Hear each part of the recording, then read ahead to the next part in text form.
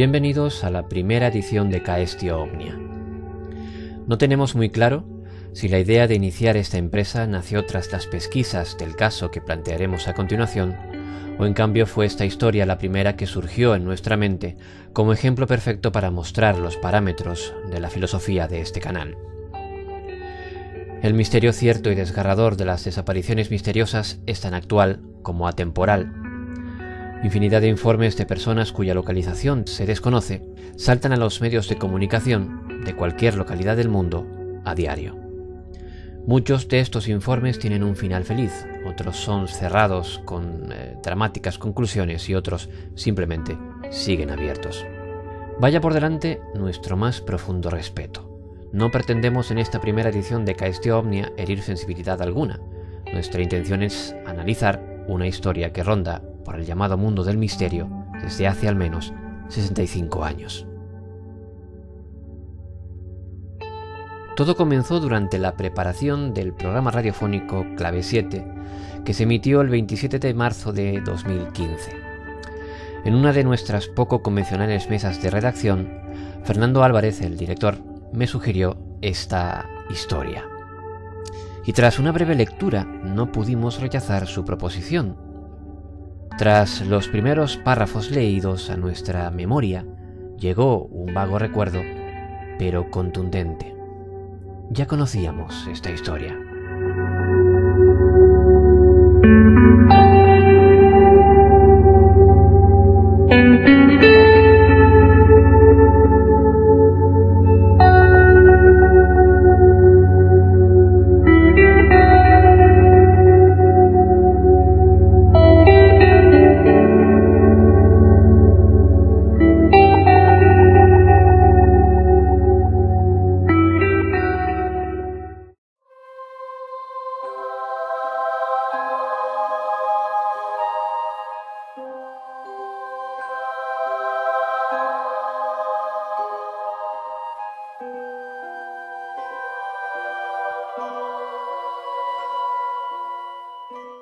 El invierno apremia. Aunque durante la mayor parte de aquel 24 de diciembre de 1909 el clima había sido benévolo, al acercarse la noche una intensa nevada había teñido de un impoluto blanco los verdes valles de Brecon, por entonces un pequeño pueblo situado al sur de Gales, en Reino Unido.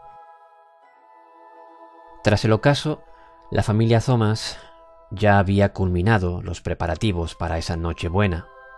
Varios amigos y vecinos acudieron a su granja, situada a las afueras del pueblo, invitados por estos a la cena, cuyo aroma ya recorría el gran salón donde se reunía la comitiva.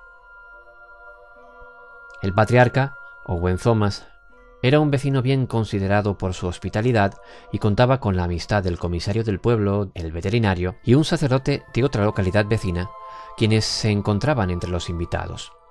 Tras la cena, los adultos se sumieron en una alegre charla mientras los niños jugueteaban por el salón. La señora Thomas, siempre atenta anfitriona, se percata de la escasez de agua. El pozo estaba fuera, a pocos metros de la vivienda, pero no quería desatender a sus invitados, de modo que encomienda aquel quehacer a su hijo Oliver. No era la primera vez, a pesar de sus apenas 11 años, podía perfectamente cargar con un cubo lleno de agua.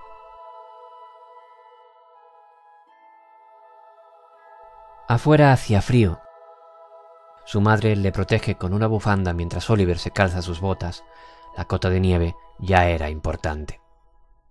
Su madre le contempla unos minutos mientras atraviesa el umbral de la puerta, portando el cubo.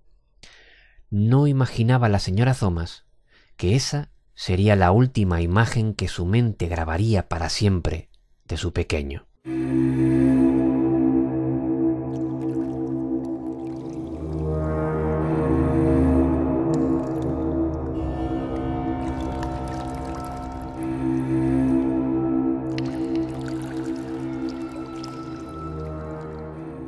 Apenas unos instantes después, entre los alegres comentarios de la comitiva, se aprecian unos agudos gritos de un niño que provienen de más allá de las ventanas de la casa. Su madre se estremeció. A los gritos le sucedieron desgarradoras llamadas de auxilio. Owen Thomas sale disparado en dirección a su escopeta, situada tras la puerta, cuando alguno de los invitados sugirió la posible presencia de alguna alimaña. Casi arrancando la puerta, sale al exterior seguido del pastor, el comisario, el veterinario y el resto de hombres, portando armas y cualquier cosa con la que defender al muchacho. El intenso frío y el vacío paralizaron a Owen y a sus amigos. Aunque seguían escuchando al pequeño gritar de terror, allí, frente a ellos, no había absolutamente nadie.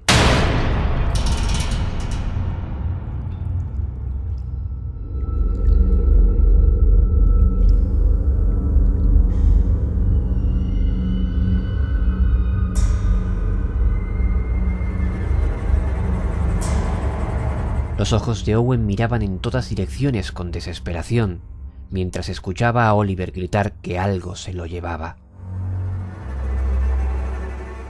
El comisario se percata de un único reguero de claras huellas que discurren en dirección al pozo.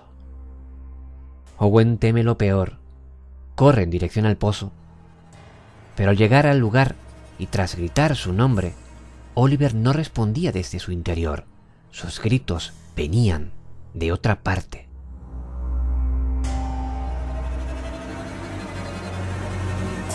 El comisario vuelve a hacer un extraño descubrimiento. El niño nunca llegó a ese pozo. Sus pequeñas y únicas huellas se interrumpían bruscamente a unos 20 metros de la casa. Y apenas a 2 metros más allá estaba el cubo, completamente seco. Owen volvió a clamar por su hijo, pero los gritos de respuesta de este parecían provenir de algún lugar sobre sus cabezas, más allá de donde sus ojos podían alcanzar en aquella oscura noche. Gritos que fueron alejándose poco a poco hasta que al fin todo quedó en silencio, mientras aquellos hombres dirigían sus miradas con pavor hacia la inmensidad del cosmos.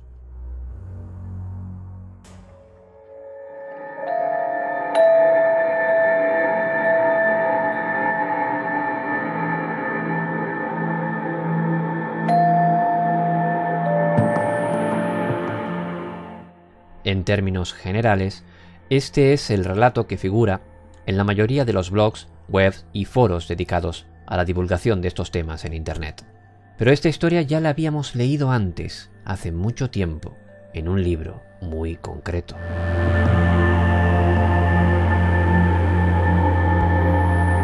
Tras escarbar en nuestra biblioteca, localizamos el tomo en cuestión. Como parte de la colección titulada Biblioteca Básica de Espacio y Tiempo, editado en 1991 de la mano de la ya desaparecida revista Espacio y Tiempo, fundada y dirigida por Fernando Jiménez del Oso, poseemos un tomo titulado Los enigmas pendientes.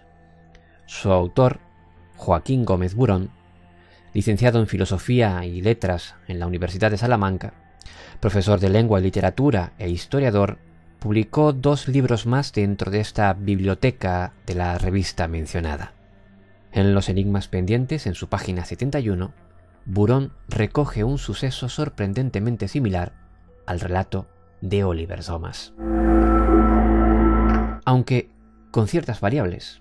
Primero, sitúa este acontecimiento en Estados Unidos, concretamente en una localidad del estado de Illinois llamada Quincy.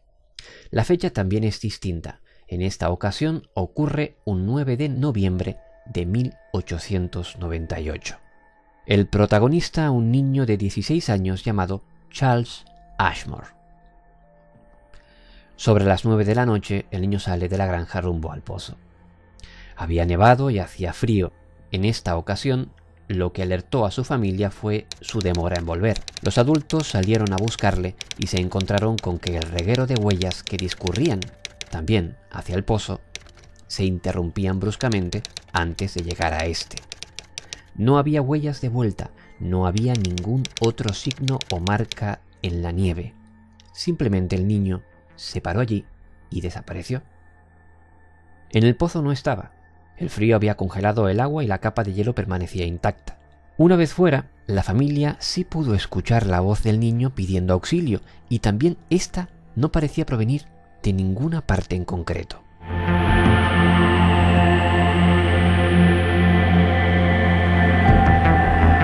Ante nuestro desconcierto, surgieron varios interrogantes. 2 casos de desaparición misteriosa fulminante, llamémosla así, de un niño joven con similares características, que quizá esté apuntando a algún tipo de casuística determinada. Más allá de la extrañeza de estos relatos, ¿cómo es posible que la trama, el escenario, las palabras claves como granja, nieve, niño, agua, pozo, huellas, concuerden a la perfección entre ambas historias y sin embargo las fechas, lugares y nombres difieran tanto?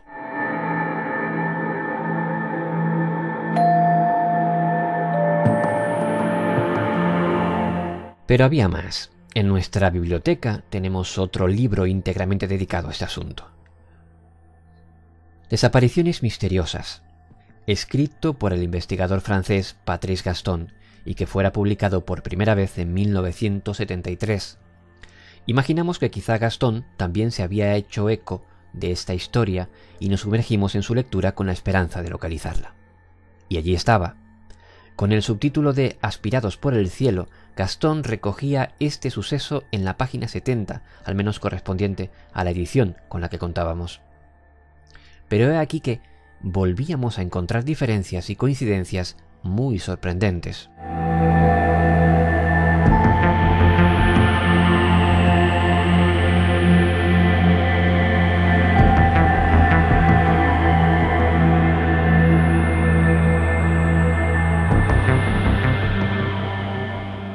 En esta ocasión el relato nos lleva a la Nochebuena de 1890 y al pueblo de South Bend, en el estado de Indiana, en Estados Unidos.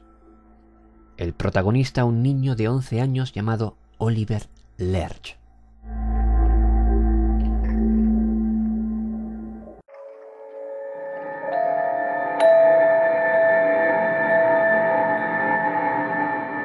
El resto de la historia es exactamente igual a la de Oliver Thomas.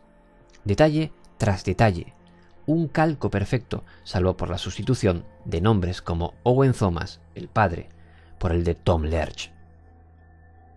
¿Cómo podía ser esto posible? 3 historias prácticamente iguales, ocurridas en fechas distintas, pero siempre en invierno.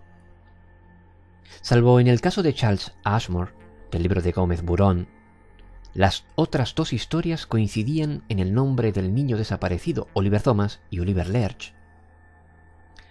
La idea de que las 3 fueran el resultado de la deformación de un único suceso empezaba a tomar sentido.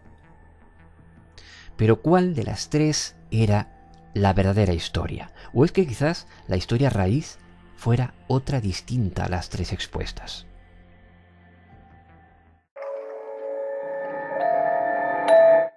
En la década de los años 50 del siglo pasado, en las librerías norteamericanas aparece una serie de libros con el título de The Case for the UFO, firmados todos por Morris Ketchum Jessup.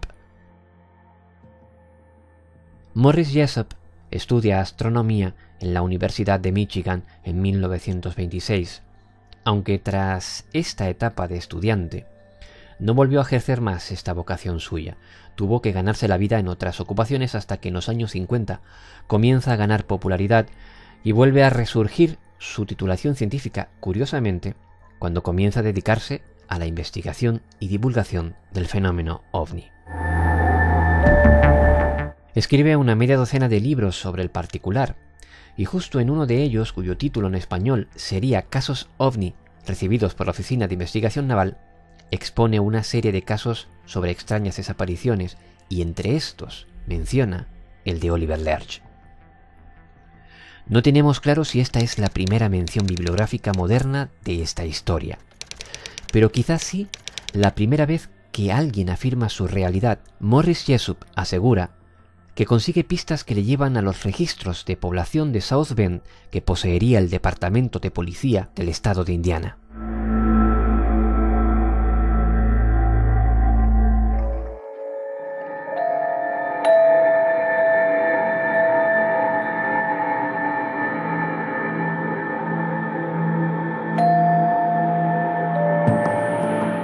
nuestra búsqueda por hallar el origen de esta historia, nos tropezamos con otra investigación.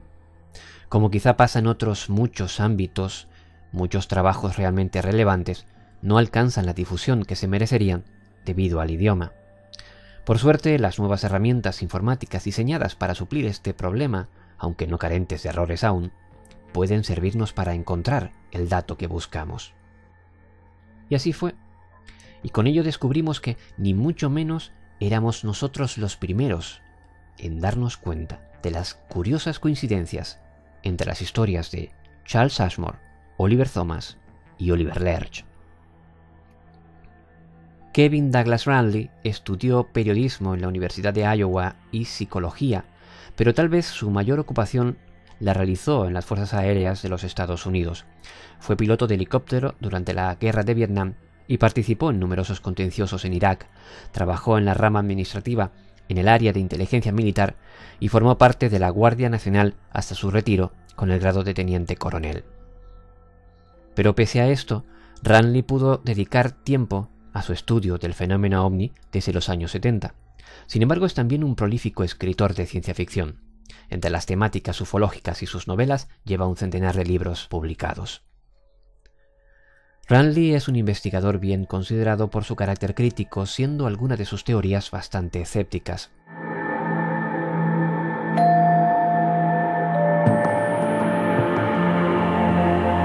Navegando por la red nos topamos con una entrada fechada el 12 de septiembre de 2008 en el blog de Randle, A Different Perspective. En ella detalla las pesquisas que había estado realizando tras la historia de Oliver Lerch, mencionada por Morris Ketchum-Jessup en su libro. En ella podemos leer que se pone en contacto con el departamento de policía de South Bend, pero estos no tenían registros anteriores a 1920. Al parecer, un incendio había destruido parte del archivo. Descubre cómo algunos de los artículos publicados sobre el caso en el periódico local de esa ciudad, South Bend, habían surgido por y tras la publicación del libro de Jessup. Se pone en contacto con algunos investigadores locales que ya habían estado tras la pista de este caso, y estos le confirman que ni en la biblioteca local existe dato alguno que registre que el caso de Oliver Lerch hubiera ocurrido jamás en su localidad. Descubre entrevistas realizadas por un periódico local a una familia Lerch que efectivamente vivía allí desde hacía varias generaciones, quienes afirmaron públicamente que nunca ocurrió tal cosa en su familia. Y estos no son los únicos datos que aporta Randle. Descubre por otra línea de investigación cómo existen múltiples referencias a una historia de semejantes características con las variables antes expuestas, cuya mención se remonta hasta 1932. Y en esos relatos, los nombres del niño protagonista variaban entre Oliver Lerch, Oliver Alerce, Oliver Larch y Oliver Thomas. Su edad varía entre los 12, 20 y 22 años. La fecha de su supuesta desaparición se ubica entre la víspera de Navidad y la Navidad de 1889, la Navidad de 1890 y la Navidad de 1909, y situaban la historia en South Bend, en Estados Unidos, o en algún lugar de Gales. Según Randle, no solo Morris Jessup estaba equivocado al dar como real la historia de Oliver Lerch, sino que ésta y todas sus variantes eran falsas. Pero a nosotros todavía nos faltaba un dato: la desaparición de un tal Oliver, con sus diversos apellidos, edades, fechas y lugares, era probablemente una leyenda infundada. Pero había un nombre que no se repetía: Charles Ashmore, el niño del relato que incluyó Joaquín Gómez Burón en su libro. La fecha de este suceso tampoco se repite. Recordemos, ocurre un 9 de noviembre, no en fechas navideñas como todos los demás. Y su localización también es distinta. Ocurre en Quincy, una localidad de Illinois en Estados Unidos.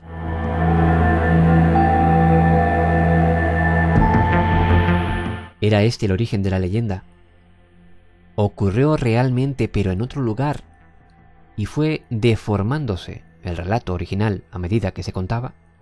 La lectura de la investigación de Kevin Randle aún nos aguardaba una sorpresa más.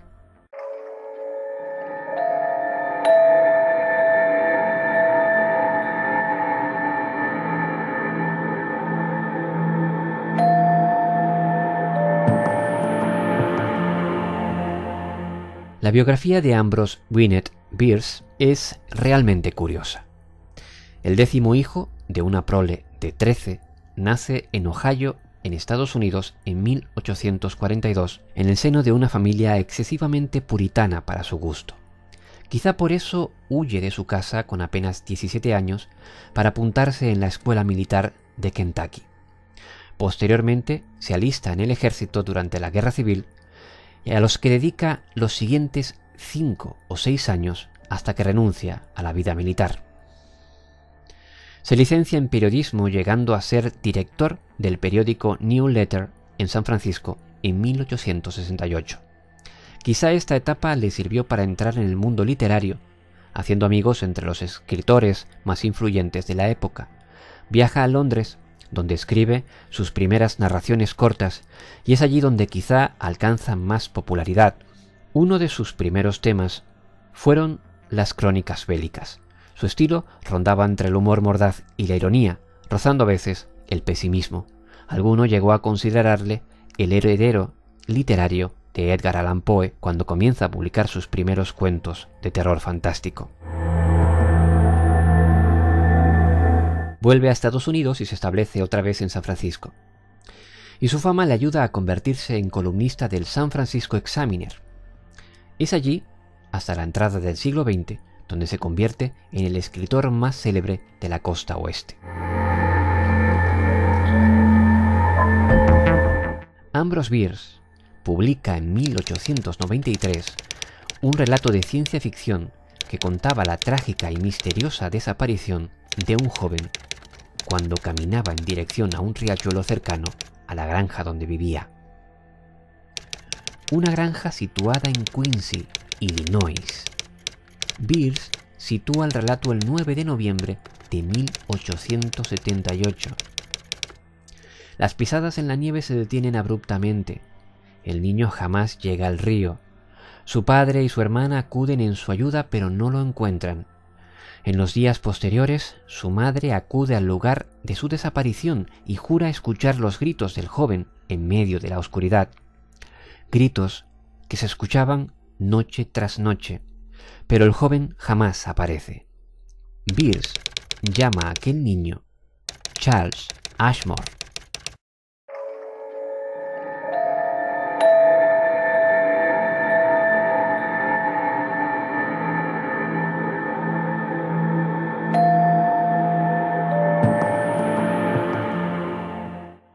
¿Se han dado cuenta?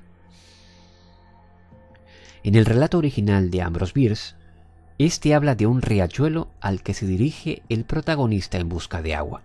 La leyenda que recoge Joaquín Gómez Burón en su libro acierta con prácticamente todos los detalles del relato de Bierce, salvo por, entre otros, este punto. Cambia el río por un pozo, elemento este que aparece en el resto de versiones de la historia en las que el niño ya ha pasado de llamarse Charles a Oliver. En el relato de Bierce no aparecen los personajes del comisario, el veterinario o el clérigo, como tampoco aparecen en la leyenda que recoge Gómez Burón.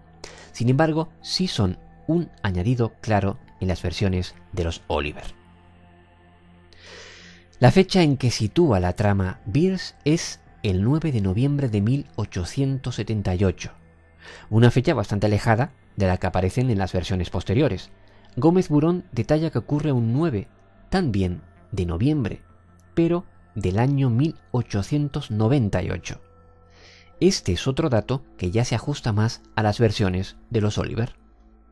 Probablemente Joaquín Gómez Burón fue el autor que más se aproximó al relato original, pero ¿se equivocó también al afirmar que había ocurrido realmente?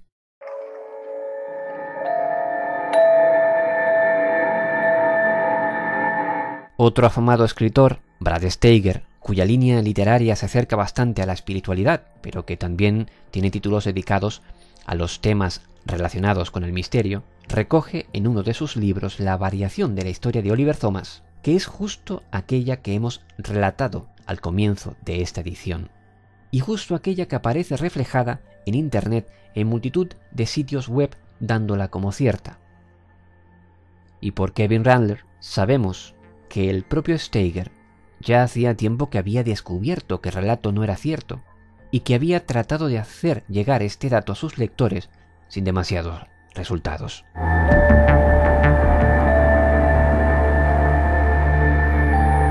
La de Beers parece ser la primera mención escrita de esta historia, y se trata de un relato de ficción creado por él mismo.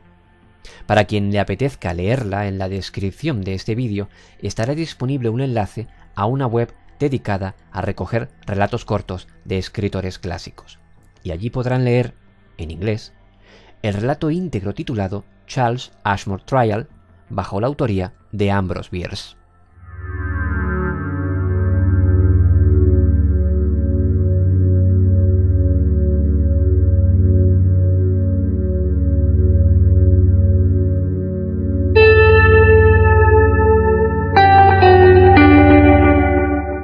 Posiblemente, todas las demás variantes aparecidas posteriormente son una deformación de este relato. Por alguna razón fueron modificándose elementos clave de la historia y añadiendo ingredientes nuevos. Ambrose Bierce publica su relato en el periódico para el que trabajaba, no en una novela, y no fue la única historia que publicó por este medio. Tal vez los autores siguientes tomaron esta como un documento periodístico en vez de como un relato de ficción. ¿Por qué Morris Jessup afirmó que sabía de la existencia de documentación sobre el caso de Oliver Lerch, una de las versiones, y que estaba en manos del Departamento de Policía de South Bend? Es curioso destacar cómo junto al enlace mencionado aparecen muchas otras referencias en el buscador en las que dan esta historia de Charles Ashmore como real. Lo mismo ocurre cuando uno teclea Oliver Thomas u Oliver Lerch. Por nuestra parte, creemos que las evidencias son bastante claras. Si el relato de Bierce es pura ficción, el supuesto trasfondo real del resto de variantes del mismo se desvanece.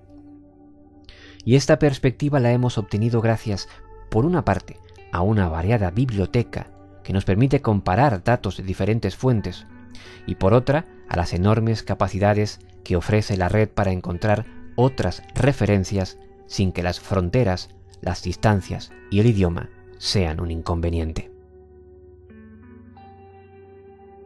Y por supuesto, en cualquiera de los ámbitos, usando como postura la máxima de nuestro canal, Caestio Omnia, cuestionándolo todo.